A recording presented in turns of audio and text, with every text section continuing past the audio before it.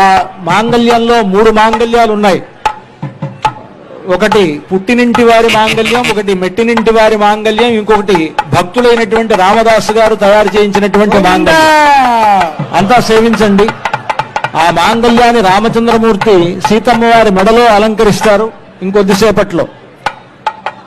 మన పద్ధతిలో దక్షిణ దేశంలో మాంగళ్య ధారణ అనేటువంటిది ముహూర్త సమయానికి జరుగుతుంది. తమిళనాడు ఆ ప్రాంతాలు.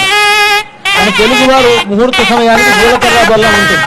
ఇవన్నీ కూడా మనలో కలిసిపోయి ఉన్నాయి. ఈ ఆచారాలన్నీ ఇవన్నీ మనకి రామచంద్రమూర్తికి ఆ ఆచారములన్నిటితో పాటు జరిగేటువంటి గొప్ప కళ్యాణం. ఆ రామచంద్రమూర్తి సీతమ్మ వారి మెడలో ఆ మాంగళ్యాన్ని ధరింపజేసేటప్పుడు జగద్రక్షణ హేతునా అంటారు.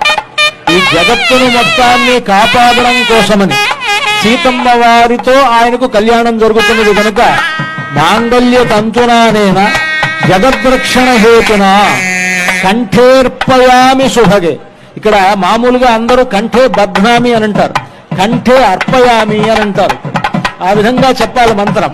కంఠేర్పయామి శుభగే త్వంజీవ శరదాం శతం అంటూ ఆ మాంగళ్య మంత్రాన్ని పఠిస్తూ సీతమ్మ వారి మెడలో రామచంద్రమూర్తి అర్పించేటువంటి సన్నివేశాన్ని ఇప్పుడు మనం చూడబోతూ ఉన్నాం.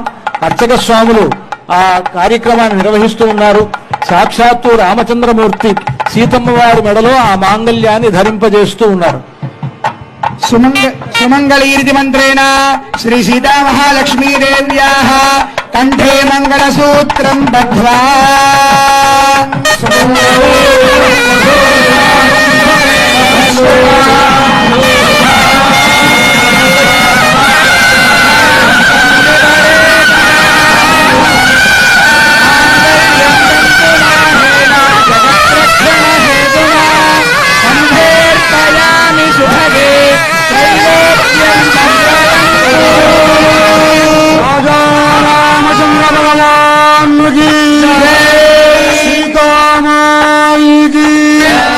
లక్ష్మణ స్వామి